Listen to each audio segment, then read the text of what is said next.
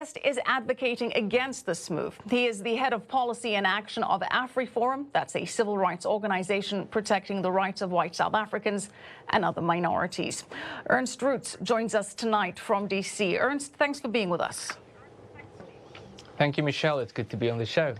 All right, Ernst, even though white South Africans were promised during the reconciliation process that there would not be expropriation without compensation, and that was in fact one of the reasons that a civil war was avoided, and this was indeed enshrined in the Constitution, South Africa's President Ramaphosa says that this needs to happen to fix the apartheid legacy. White people make up just 9% of the population. They still own about 72% of the farmland that's held by individuals. And the ANC, the ruling party, says this land needs to be redistributed to address the past. What do you say to that? Well, I think there's several things to be said about that. It certainly is true that the negotiated settlement of 1994 is being breached now by the ruling party, because that settlement agreement, among others, stated that minority rights would be protected in South Africa and that property rights would be protected. Now, down the line, they've decided that they want to break that agreement and basically take South Africa down the road of a socialist path.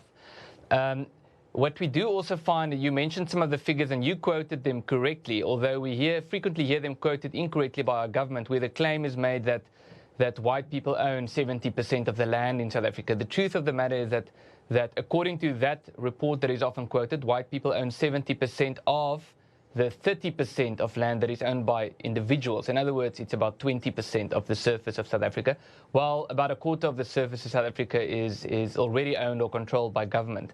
But I think the important issue here to mention is that there's a lot of dishonesty in this process. This is not, and you can clearly see this by the statistics that's available, by developments up to date. This is not about redistributing land. This is not about correcting historical injustices. This is about nationalization of land. This is about the government taking property from people, claiming that they want to redistribute it to the poor, but not redistributing it and having government control the land. It's the same type of thing that happened in Zimbabwe, although the only thing that they're saying is they want to do the same thing, but this time it's going to be without violence. That doesn't make sense, because that is to say that I'm going to take your property from you without any compensation, and you are not going to resist. And of course, we know that's not realistic. So we are very concerned and to be about clear, the situation. The government is not going to pay the white farmers that they take the land away from anything at all, nothing whatsoever.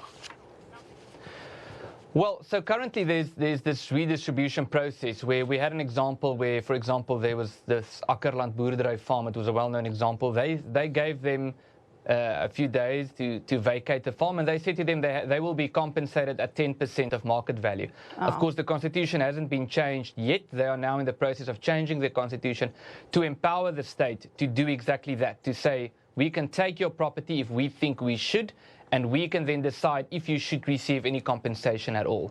And there is, and I know there would be some people, just to respond to the way you framed the question, who would say, no, this is not a racial thing at all. It clearly is. If you listen to the comments made by government leaders, we've had cabinet ministers say, black people in South Africa can rest assured that when government embarks on this process, no property of any black person will be touched. They will only take the property of the whites. We hear this coming from some of the most senior leaders in government. So I would have liked to say to you that this is not a race thing, but unfortunately it is a race thing for the South African government. All right, well, Ernst, to your point of how this policy destroyed Zimbabwe's economy, that same sentiment was echoed by Secretary of State Mike Pompeo, says it's going to destroy the economy for everyone. You're in D.C. pushing for more action from the U.S. government. What would you like them to do? Yes. That's, I think, the important point. So we are here to speak to people in the U.S. government and Capitol Hill and so forth.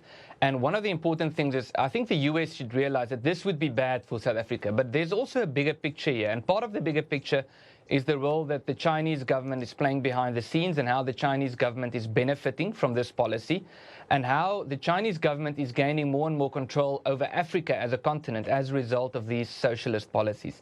And that's something that I think that we believe the US should be very alarmed over.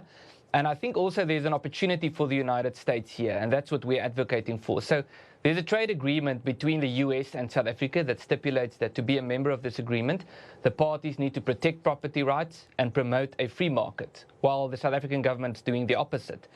I think the appropriate step to take, and that's what we're, as I said, what we're pushing for here, is not for the US to say, well, you're breaking the agreement, so let's scrap the agreement, but rather to say, listen, we need to pressure the South African government, put diplomatic pressure on the South African government to stick to the agreement.